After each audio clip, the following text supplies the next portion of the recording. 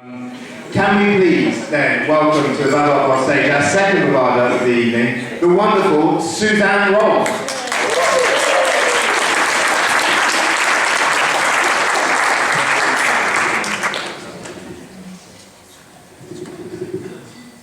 Hello, welcome.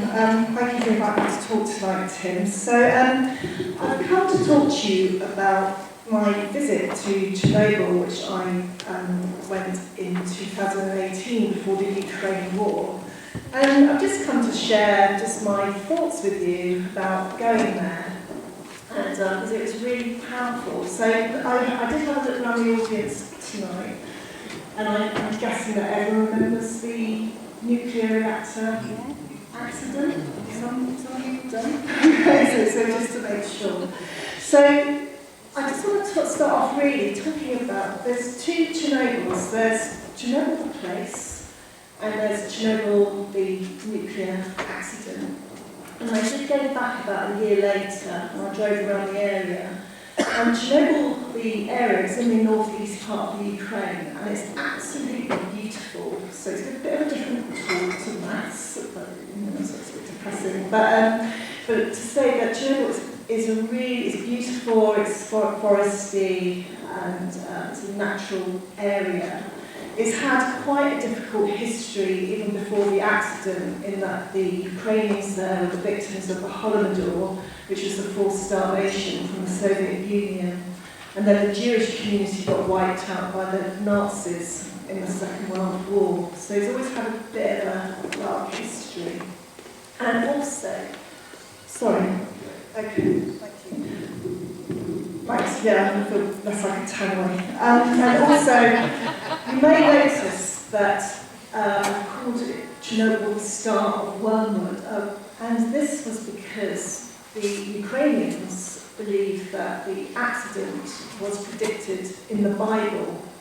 So Chernobyl, Cherny means black, and Chernobyl has the wormwood plant all around the foresty area. And in the book of the Revelation, I just need to read this book. It says, "The third angel sounded his trumpet, and the great star, blazing like a torch, fell from the sky on a third of the rivers and turned the waters bitter.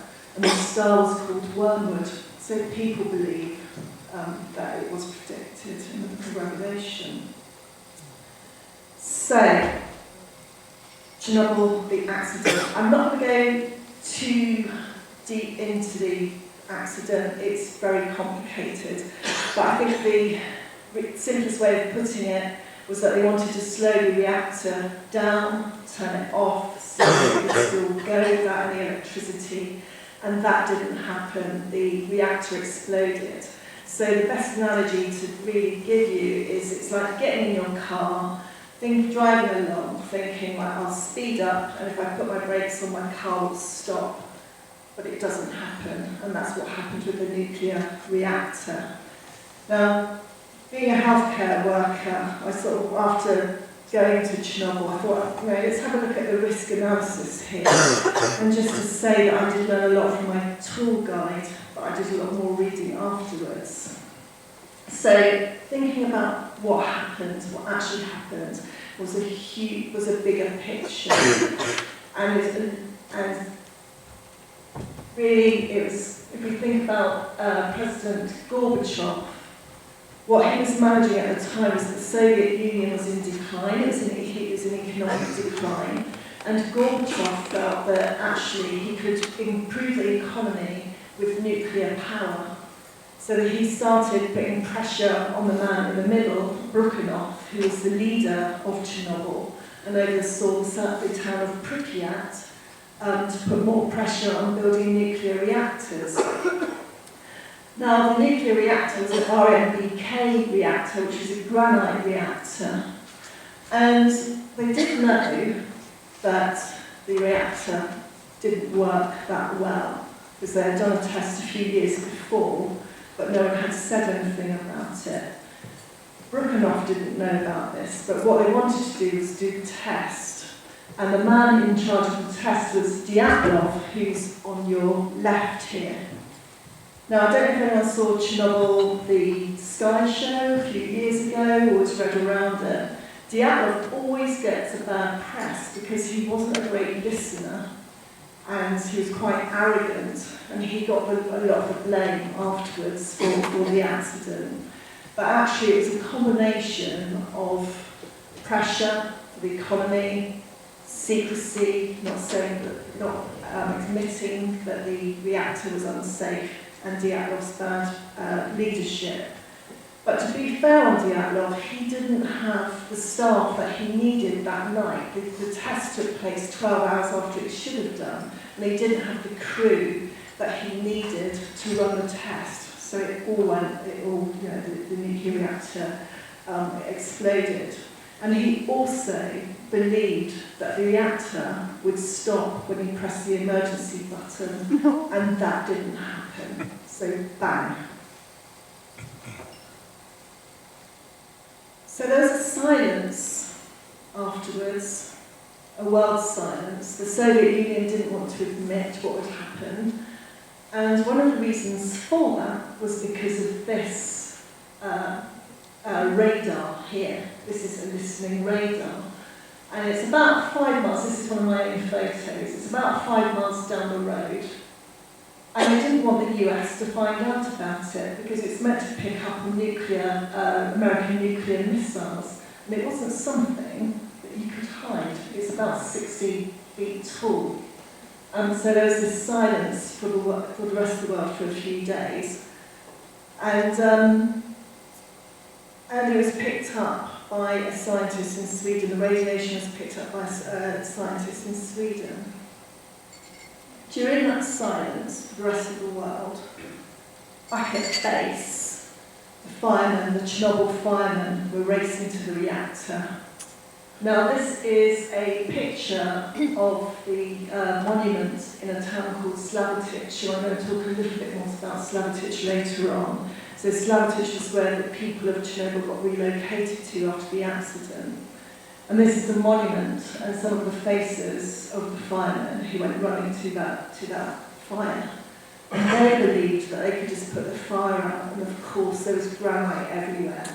And these men, they perished very, very quickly.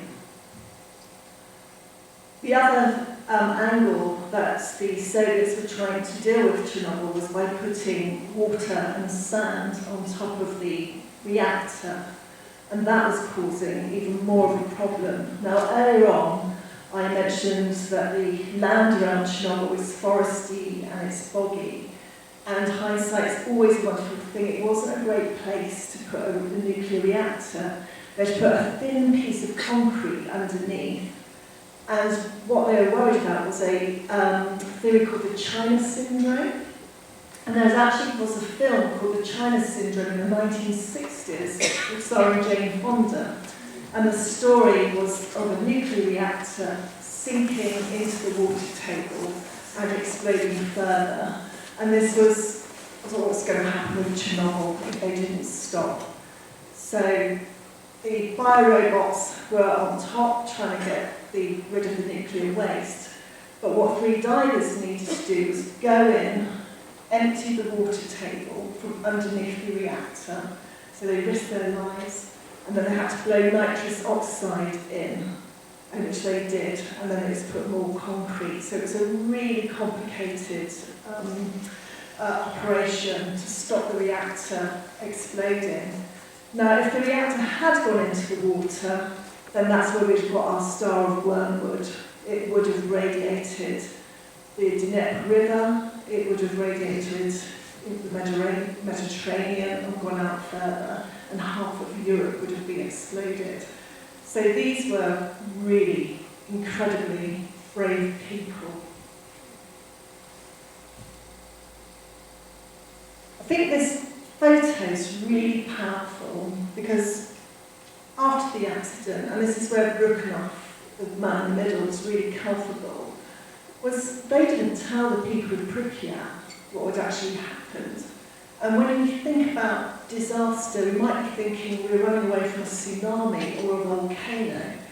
But they told the people of Pripyat there was nothing to worry about but to pack a case And my tour guide, Maria, her grandparents were refugees of Pripyat, and they were told to pack a case, get on the bus, and you can come back in 2 weeks. So when you think of people look quite relaxed in this photo, the ladies with her suitcase, wearing a round dress, quite fancy, but they were actually being 40 times over the radiation levels, so they were in just mass danger.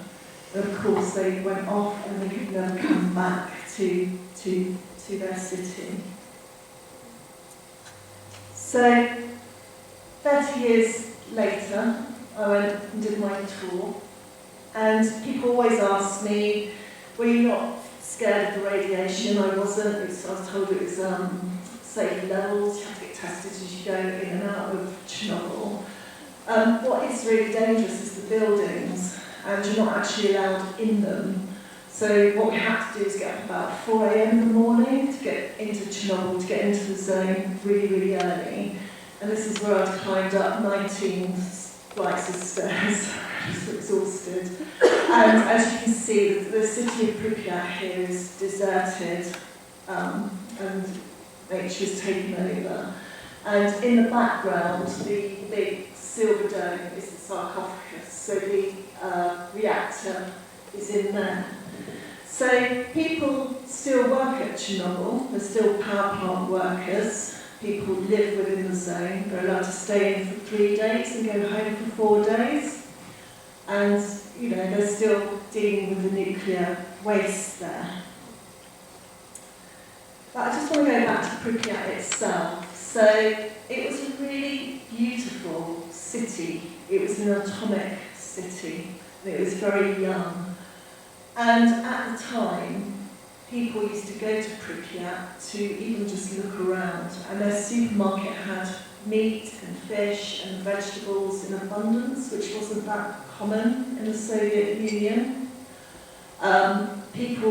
Young people wanted to move there because they got paid well. They had good lives. There were cinemas, swimming pools, sports centres. So it was a comfortable life for the Soviets. So it was a young city. It had different stratas. So the people who worked in the power plant were quite often from the universities, probably a little bit better educated. And then there was the constructors who were called the Rexes. And they had a bit of a problem. They liked drinking a bit more. And so there was like some social problems. But they were young. The average age was about 30 people, 30 years old. And people were encouraged to get married, have children. If people were caught being drunk, their children got banned from nursery. That's how it worked. And so this is a picture from the hospital and some of the cribs that people would have babies would have laid in. So just before the accident, and this is probably one of the most iconic images of Pripyat, it was coming up to Workers' Day, the May weekend, so it's like the equivalent of our May Day. So it's going to be a day where people celebrated, they got married, there's going to be lots of christenings going on. So the Ferris wheel was built especially for Workers' Day. And what I learned while I was there is that no one's ever sat on the Ferris wheel. It was never used. The explosion happened the Friday night before the Workers' Day. So it sits eerily in this theme park. And next to it is the Dodgems. Now, the reason I put the Dodgems here is, and I'm sorry to lower the tone, but you can't wee on moss. Sorry. So that was one of the things, is that you have to be really careful where you go. There's no toilets around in Pripyat. A lot of the areas are covered in moss. The Dodgem cars look just as eerie. So we walked around. This is part of the nursery. You're not allowed to touch anything as a tourist, as a guest. You have to walk through. You're not allowed to touch things, but the the tour guides do put things, they move things around deliberately for us, for people to take photos. We used to be able to take photos. And this is a school, and in the school there's a pile of gas masks. And so every child had a assigned gas mask because it was the Cold War and there was a fear of a nuclear invasion from the US. But they never saw that the nuclear threat was absolutely on their doorstep.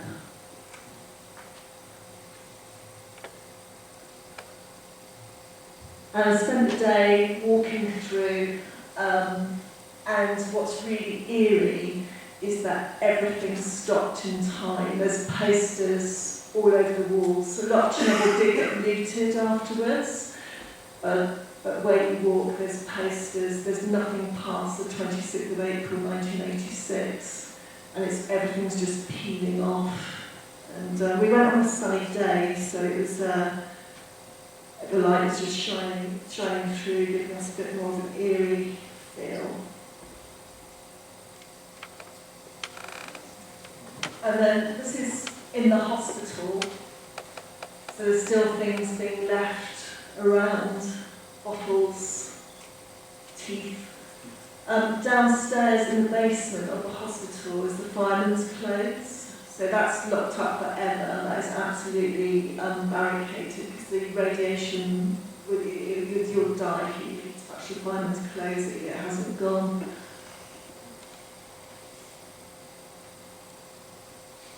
So it's a really tough day to do, but nothing compared to the people that were part of Chernobyl.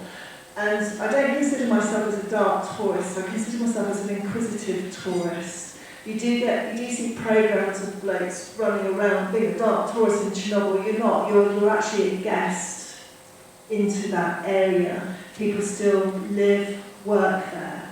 So it's a privilege to be there and go and learn about it. But down by the river, the Dnieper River, is the Pripyat Cafe. And in there, and I hope it still exists, I hope the Russian soldiers didn't smash it up, was just this amazing piece of stained glass. And I was just able to stop at that point and really think about human resilience, how these people got through this horrendous disaster, and just how human life can be amazing sometimes. So I was just in awe of this. And this is the other end of the stained glass. So it's just really, really powerful. Now, I don't think this piece of video is going to work. I was going to just listen to Chernobyl, because when you walk around it's silent, it's really built up, and all you can hear is the bird song, but I don't think it worked. But I'm just going to show you a piece of my friend Melita, just by the Red Forest. So a lot of Chernobyl's safe, and it's safe to walk around, but there are some areas you can't walk around. So just,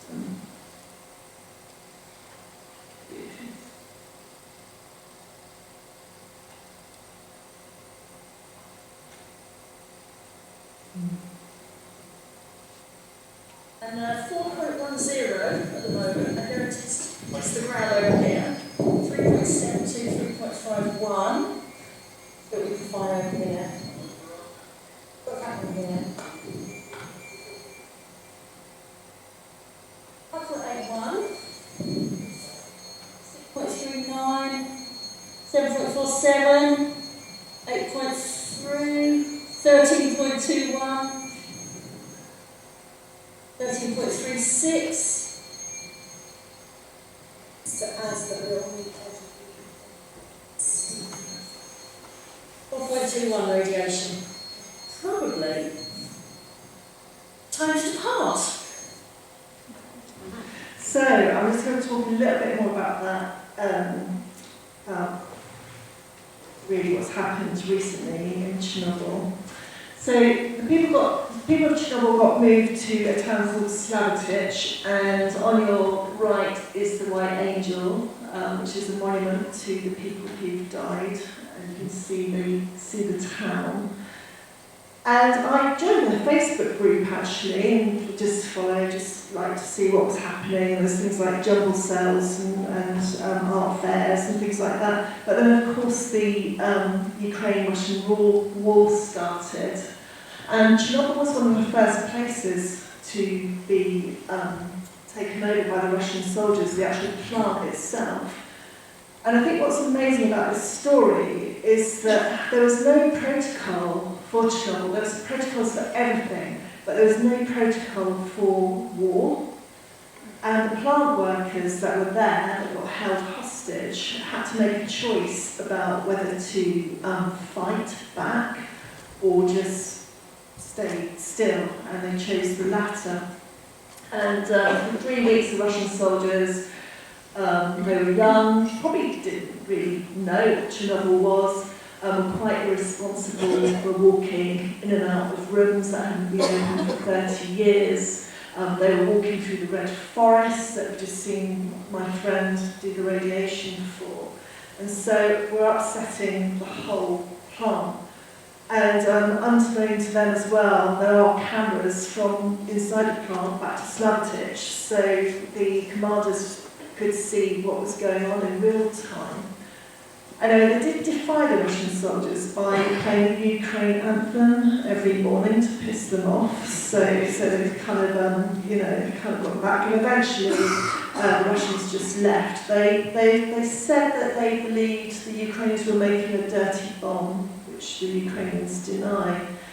But again, these people of Chernobyl and these plant workers, they're so brave, and it just didn't get shown in the news at all for their bravery, but the Ukrainian government did recognise them.